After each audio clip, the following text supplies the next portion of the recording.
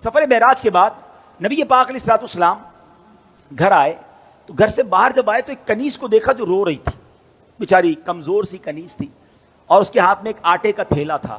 نبی پاک نے فرمایا کیوں رو رہی ہو؟ کہتی حضور میں فلاں غیر مسلم کی کنیز ہوں، میرے مالک نے مجھے چکی میں آٹا پسوانے کے لیے بھیجا، میں بیمار ہوں، چل بھی نہیں پاتی ہوں، اب مجھے دیر ہو گئی ہے، مجھے ڈر ہے کہ اب میں یہ آٹا لے کر لیٹ پہنچوں گی نا تو مجھے بہت ڈانٹے گا، مجھے سزا دے گا۔ بیچاری چل بھی نہیں پا رہی تھی۔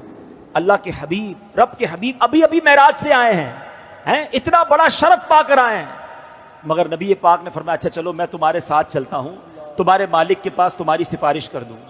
نبی پاک نے اس کنیز کا آٹے کا تھیلا اٹھا لیا، تھوڑی سی دیر رکتا ہوں، مجھے اور آپ کو کوئی بڑا مقام مل جائے تو اب غریب تو گئے نا، ان سے ملنے کی کیا ضرورت ہے؟ بھائی میرے تو تعلقات کدھر ہیں، میں تو فلاں پروگرام میں جاتا ہوں، مجھے تو ادھر بٹھایا جاتا ہے، میرا تعلق بڑے لوگوں سے، اب پرانے دوست غریب رشتہ دار ان کا کیا کرنا ہے؟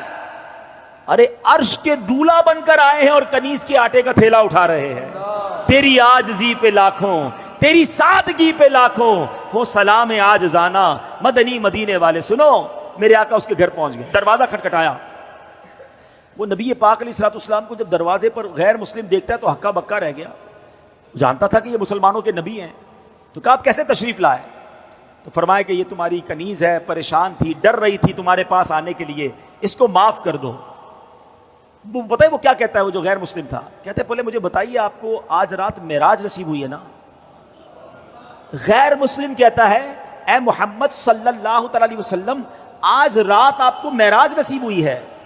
نبی پاک نے فرمایا ہاں ہے۔ سنو، وہ اندر گیا، واپس آیا، اس کے ہاتھ میں تورات شریف یا انجیل مقدس آسمانی کتاب تھی، اور وہ کہتا ہے یہ دیکھیے اس میں نبی آخر الزماں کی یہ نشانی لکھی ہوئی ہے کہ وہ نبی جو آخری نبی ہوں گے، جب ان کو جس رات معراج ہوگی اس رات کی صبح وہ ایک کنیز کے آٹے کا تھیلا اٹھا کر کسی غیر مسلم کے دروازے پر جائیں گے۔ حضور آپ میرے دروازے پر آئے ہیں، میں کلمہ پڑھ کر مسلمان ہوتا ہوں۔ سبحان اللہ، یہ اللہ اکبر۔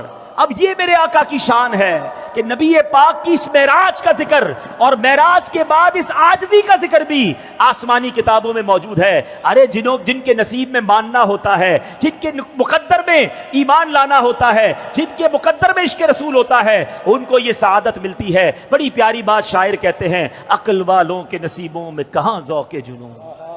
ہاں، ہر بات عقل سے نہیں تولی جاتی، ہر بات لاجک سے نہیں دیکھی جاتی۔ عقل والوں کے نصیبوں میں کہاں ذوق جنون، عشق والے ہیں جو ہر چیز لٹا دیتے ہیں۔ جیسے میری سرکار کے بولو ایسا نہیں کوئی، جیسے میرے سرکار کے ایسا نہیں کوئی۔